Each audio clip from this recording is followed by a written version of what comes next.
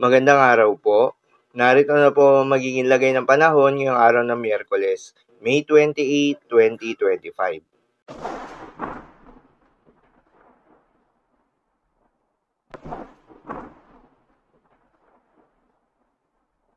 Sa kasalukuyan na tayong sa pag-asa, patuloy na umiiral itong frontal system o yung banggaan ng malamig at mainit na hangin at nakakaapekto sa may extreme northern Luzon. Dahil dito ay asahan yung maulap na kalangitan na may kalat-kalat na mga pagulan at thunderstorms.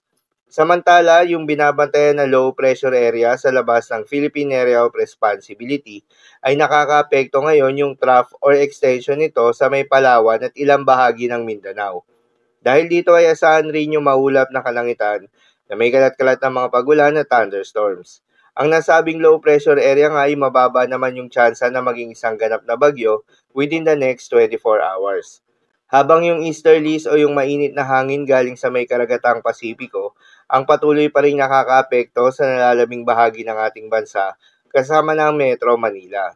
Dahil dito ay asahan pa rin yung generally fair weather condition, mainit at malinsangan na panahon sa umaga hanggang sa tanghali, ngunit pagsapit ng hapon o gabi ay asahan pa rin yung mataas na tsansa ng mga pagulan.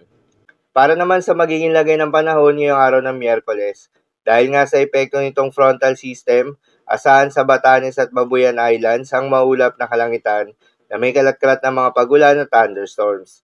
Posible ang mga pagbaha o pagguho ng lupa dahil sa katamtaman hanggang sa kung minsan ay malakas na pagulan.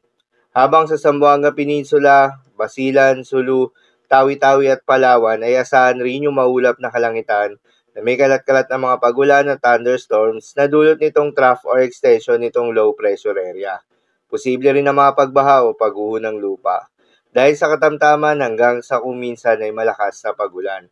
Habang sa Metro Manila at nalalabing bahagi pa ng ating bansa, ay asahan naman yung bahagyang maulap hanggang sa maulap na kalangitan na may kalat-kalat na mga pagulan o thunderstorms na dulot ng easterlies. Posible rin ang mga pagbaha o pagguho ng lupa during severe thunderstorms. Madalas, nabobo ang mga thunderstorms na ito tuwing hapon o gabi na nagtatagal ng 1 hanggang 2 oras.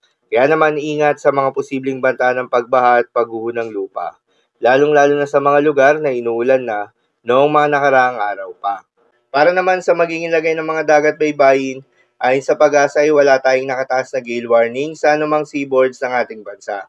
Ngunit pinag-iingat yung mga papalaot ng mga kababayan nating mangingisda at yung may mga maliliit na sasakyang pandagat sa may seaboards ng extreme northern Luzon dahil inaasahan yung katamtaman hanggang sa maalon na karagatan. At sa nalalabing seaboards ng ating bansa ay asahan naman yung banayad hanggang sa katamtaman ng mga pagalon, ngunit iba yung pag-iingat pa rin, lalo na kung meron tayong offshore thunderstorms activity, asahan yung paglakas ng hangin at kakibat nito ay pagtaas rin ng mga pagalon. So, yun lamang po para sa lagay ng panahon ngayong araw ng Miyerkules. Keep safe everyone.